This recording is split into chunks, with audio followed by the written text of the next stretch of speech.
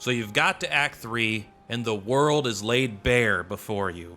You can go anywhere and do anything.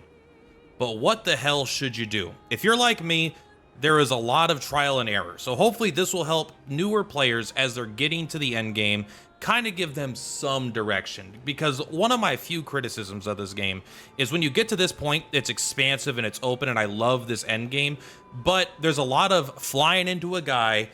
You're like, can I kill this guy? And then he one-shots your whole team before you can go. You're like, oh shit, guess not. Then you go to a different guy. You're like, all right, I get to attack. You hit him. His HP bar doesn't move at all. You're like, okay, shit, I don't know what to do.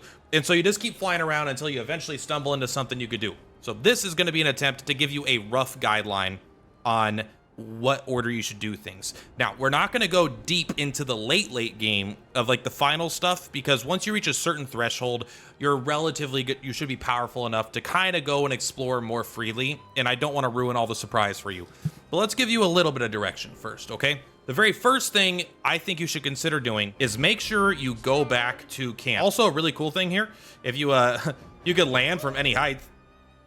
Boink. So the reason you want to come to camp first is you are now able to max out the relationships with your companions. And by unlocking their highest levels, you're going to unlock their higher level gradient attacks.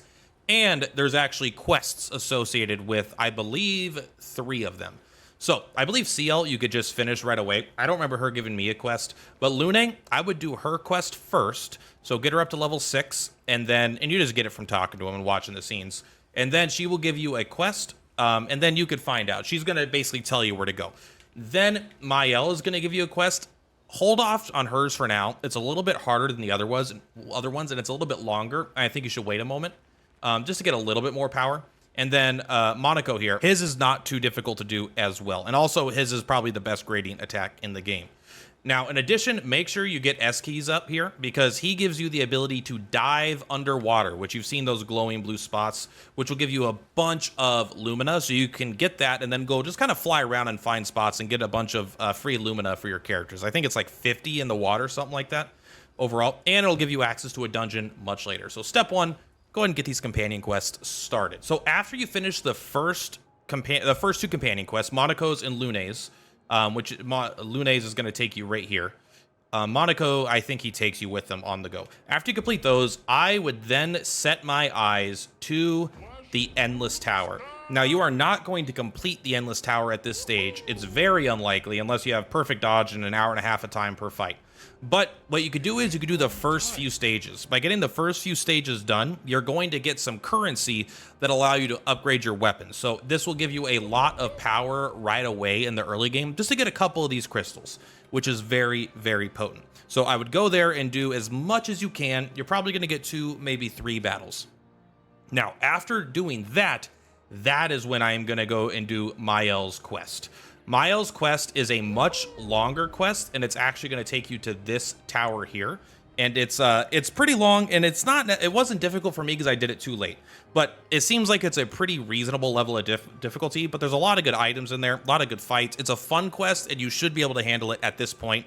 I consider it a little bit harder than the other ones, but once you get here, you should be fine. Then, after you complete her quest, all of your companions should have their level 3 gradients, and you should have a couple level up weapons. Maybe not to all the way to 33 or anything like that, but you'll have some weapons of some power level.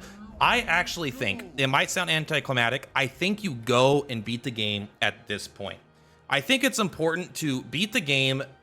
Don't do it so early where you don't get to experience any of the side content, but don't hold it off so late where you trivialize the ending fights. You really want them to have impact, and you don't necessarily want to struggle really hard, but you want to be able to see the boss's animations and their attacks and stuff, right? You could bypass stuff if you're too strong, basically. So I would take this point to go and beat the game. So go in there, finish whatever it is you got to do. Also, there is a yellow stone in there in the trash, man. Don't forget that. All right, so you've beaten the game. You've got reasonably more powerful. You know, and so obviously load the save before you get the game, but just by getting there, you are going to have gained a lot of power, and you should now be ready to finally take on the Frozen Heart dungeon right here. So this is a dungeon, but when you get Monaco the first time, you basically get a quest to come to this dungeon, and it's probably way too hard for you. You might be able to do it, but this is now, if you haven't done it, this is a perfectly good dungeon to do. It's pretty difficult. at the time you could take it. A lot of enemies immune to freeze or frost, and they keep switching back and forth. So you're either going to want to bypass their elements altogether, or you are going to want to just bring stuff that, you know, you're going to want to bring some fire damage and some ice damage to kind of switch between them. Just to show you where frozen hearts are on the map, it's right in the smack dab middle right here on the right, in case for some reason you didn't discover it when you were going through the Monaco station the first time. But now you've cleared the frozen hearts, you are ready. It might be a little challenging, but I think you're ready. I believe in you. It is time to come to Dark Shores. Dark Shores is a very important part in order to get stronger for the late game. I would recommend, I don't know how much you should level it up, you know, how much you should level up your characters here, but each of these groups are going to give you, if you don't take any damage, but let's just, you know, they're going to give you around 700,000 experience. Not each monster, but each group. So that is quite a lot. But in addition to the experience, what you really are doing here is that every time you kill one of them, they are going to drop, each monster is going to drop 1 crystal of these grandiose chroma catalysts. So you are now able to grind a weapon up to level 32.